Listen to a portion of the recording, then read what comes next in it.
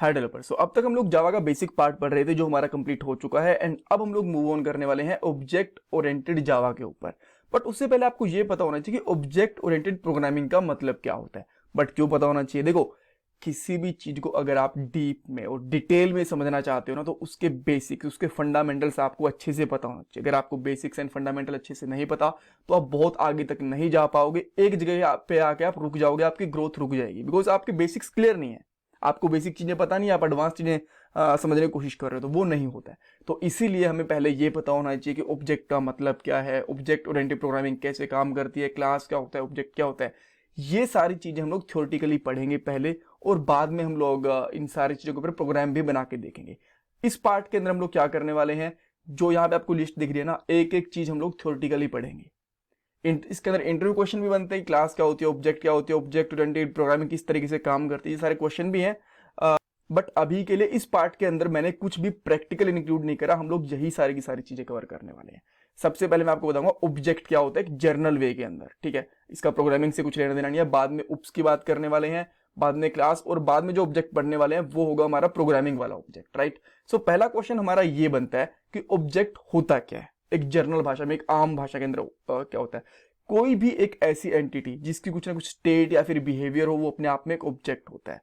इस दुनिया के अंदर जो भी चीजें हैं जिनको आप फील कर सकते हो, जिनका अपना एक कलर है, वेट है, हाइट है, लेंथ है, नेम है, आप इसको टच कर सकते हो, वो अपने आप में एक ऑब्जेक्ट होता है। फॉर एग्जाम्पल मोबाइल हो गया, लैपटॉप हो गया, पेन हो गया, कुछ भी ऐसी चीज जिसको आप फील कर सकते हो, कलर वगैरह है, तो वो अपने आप में एक ऑब्जेक्ट होता है, राइट। सो ये हमें पता भी है, बट स्टिल मैं आपको एक बार के लिए ये बता रहा था कि इन्हीं चीजों को रिलेट करके ऑब्जेक्ट ओरिएंटेड प्रोग्रामिंग बनाई गई है।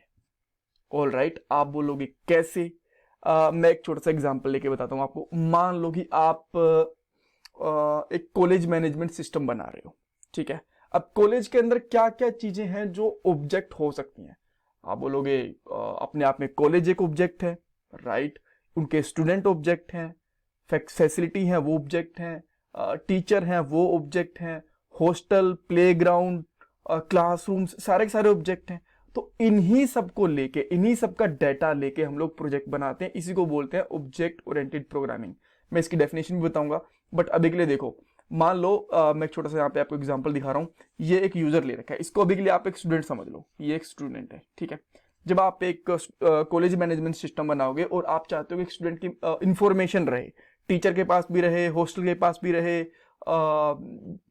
आप कह सकते हो कि मैनेजमेंट के पास भी रहे, राइट। तो उसके लिए आप क्या करोगे, एक ऐसी क्लास बनाओगे, अगर कोडिंग की बात करें तो हम लोग, और वैसे हम लोग आप कह सकते हो कहीं ना कहीं डाटा रखेंगे जिसके अंदर नाम होगा, एज, उसका एड्रेस होगा, और जब हमें उनकी डिटेल चाहिए होगी तो हम लोग उस पर एक प्रिंट का एक बटन पे क्लिक करेंगे और सारी सारी चीजें हमारे पास प्रिंट होके आ जाएंगी, राइट। तो देखो, जो हमारा ऑब्जेक्ट था रियल वर्ल्ड के अंदर, उसी को लेके हमने एक प्रोग्राम बनाया और ये चीज बन गई। इसी तरीके से अगर एक स्टूडेंट की एक टीचर होता, तो टीचर का नाम होता, वो क्या पढ़ाता है, उसकी स्किल्स क्या है, उसका एक्सपीरियंस क्या है, उसकी क्वालिफिकेशन क्या है, ये सब होती। अगर एक कॉलेज का हम लोग डाटा बना रहे होते यहाँ पे, तो कॉलेज का क्या क्या होता, कॉलेज का नेम, कॉलेज की लोकेशन, किस क्या क्या कोर्सेज वो करवाता है, कितने उसके अंदर स्टूडेंट है, ये सारी चीजें होती। तो इन ऑब्जेक्ट की डिटेल्स को लेके, उनके डाटा को लेके हम लोग क्या बना सकते हैं, सॉफ्टवेयर बनाते हैं। और इसी पैटर्न को, इसी डिजाइन को, इसी कॉन्सेप्ट को हम लोग बोलते हैं ऑब्जेक्ट ओरिएंटेड प्रोग्रामिंग। अब इसकी डेफिनेशन यहां भी देख सकते हो आप लोग। ऑब्जेक्ट ओरिएंटेड प्रोग्रामिंग एक ना कंप्यूटर प्रोग्रामिंग का बेसिकली एक मॉडल होता है, ठीक है, जिसके अंदर हम लोग एक सॉफ्टवेयर को डिजाइन करते हैं उसके डाटा एंड उसके ऑब्जेक्ट को लेके, ना कि फंक्शन एंड लॉजिक को लेके। तो क्या फंक्शन एंड लॉजिक का बिल्कुल भी इंपॉर्टेंस नहीं है? उसकी इंपॉर्टेंस होती है, बट जो हम लोग फोकस करते हैं वो डाटा एंड ऑब्जेक्ट के ऊपर होता है, राइट। अब फंक्शन एंड लॉजिक के बारे में हम लोग कभी बाद में बात करेंगे, ये भी हमारा पॉइंट नहीं है। हमारा पॉइंट ऑब्जेक्ट था। तो जब मैं आपको एग्जांपल लेके बता चुका हूं कि जब भी हम लोग सॉफ्टवेयर बनाएंगे ना, तो इस तरीके से उस ऑब्जेक्ट को रखेंगे हम लोग, ताकि उसी की सारी चीजों के ऊपर हम लोग डाटा या फिर डिटेल लेके उनका एक सॉफ्टवेयर बन जाता है, राइट। और एग्जांपल ले सकते हो आप, थोड़ा सा हम लोग कॉम्प्लेक्स एग्जांपल लेके चलते हैं। मान लो कि एक चैट सिस्टम बना रहे हो, राइट। अब चैट के अंदर ऑब्जेक्ट क्या क्या हो सकते हैं? डेफिनेटली यूजर्स हो सकते हैं, ठीक है। यूजर्स के अंदर एक यूजर होगा जो एक मैसेज करेगा, दूसरा यूजर होगा जो उसको रिसीव करेगा। तो ये भी अपने आप में दोनों एक ऑब्जेक्ट हैं।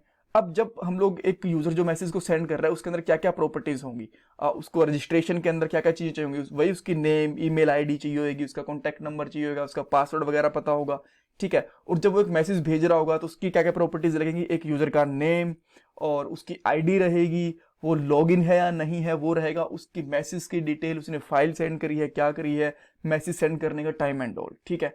अब जब सामने से कोई सेकंड पर्सन जो सेकंड ऑब्जेक्ट होगा वो रिसीव कर रहा होगा, तो रिसीव किस टाइम पे करा है, वो ऑनलाइन है कि नहीं है, ये सारी की सारी चीजें बेसिकली एक आप कह सकते हो ऑब्जेक्ट्स की डिटेल हो गई, राइट। तो इसी तरीके से हम लोग क्या करते हैं, जब सॉफ्टवेयर बनाते हैं तो एक ऑब्जेक्ट के चारों तरफ उसकी डिटेल से, उसके डाटा से सॉफ्टवेयर बनते हैं, इस तरीके से हम लोग उसको डिजाइन करते हैं। और आने वाले पार्ट के अंदर आपको और डिटेल में चीजें समझ में आएंगी। आई होप आपको बेसिक चीजें समझ में आ गई होंगी।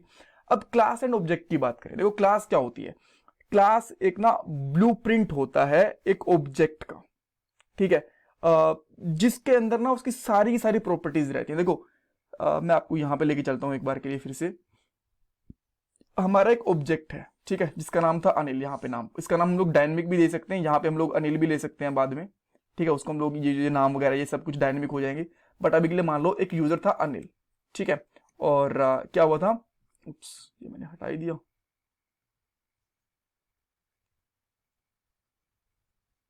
यहाँ पे आ गया। सो ये क्लास है ना अपने आप में एक ब्लूप्रिंट है, अपने आप में एक फैक्ट्री है। जब भी हमें एक नया यूजर चाहिए होगा ना तो इसकी हेल्प से हम लोग एक न्यू यूजर बना लेंगे, जैसे हम लोग ने यहाँ पे बना लिया, दूसरा यूजर बना लिया, तीसरा यूजर बना लिया, ठीक है। इस तरीके से हम लोग बना लेंगे। क्लास के अंदर सारी की सारी डिटेल्स होंगी यूजर की, सारी की सारी उसकी प्रॉपर्टीज होंगी, फंक्शंस होंगे, सब कुछ होगा उसका, राइट। तो इसको हम लोग बोलते हैं क्लास। तो इसलिए अगर इसको जब भी डिफाइन करना होता है तो हम लोग क्या बोलते हैं, ब्लूप्रिंट है। अब ब्लूप्रिंट क्यों बोला, क्योंकि एक क्लास से हम लोग जितने मर्जी यूजर बना सकते हैं, जितने मर्जी स्टूडेंट बना सकते हैं, जितने मर्जी ऑब्जेक्ट बना सकते हैं, राइट। अब ऑब्जेक्ट क्या होता है, ये एक क्लास का इंस्टेंस होता है। ये क्लास एक तरीके से कह सकते हो कि फोटोकॉपी होता है, आप ये कह सकते हो, ठीक है। ये एक ओरिजिनल कॉपी है जिसकी फोटोकॉपी होती है, और इससे हम लोग जितनी मर्जी फोटोकॉपीज निकाल सकते हैं, ठीक है। इस और इसकी सारी की सारी प्रॉपर्टीज इसके पास भी होती हैं। प्रॉपर्टी फोटोकॉपी में क्या होता है, सारी सारी डिटेल्स होती हैं, उसी तरीके से ऑब्जेक्ट के पास भी सारी की सारी उसकी डिटेल्स होती है, उनको अलग अलग तरीके से यूज कर सकते हैं, ऑल राइट। और सेम चीज मैं यहाँ पे एक बार फिर से दिखा दे रहा हूँ आपको। जैसे मैंने आपको बताया क्लास क्या होती है, एक ब्लूप्रिंट होता है, तो उसके अंदर सारी सारी डिटेल्स हैं यहाँ पे, एंड यहाँ पे हम लोग एक क्लास से डिफरेंट डिफरेंट यूजर बना सकते हैं।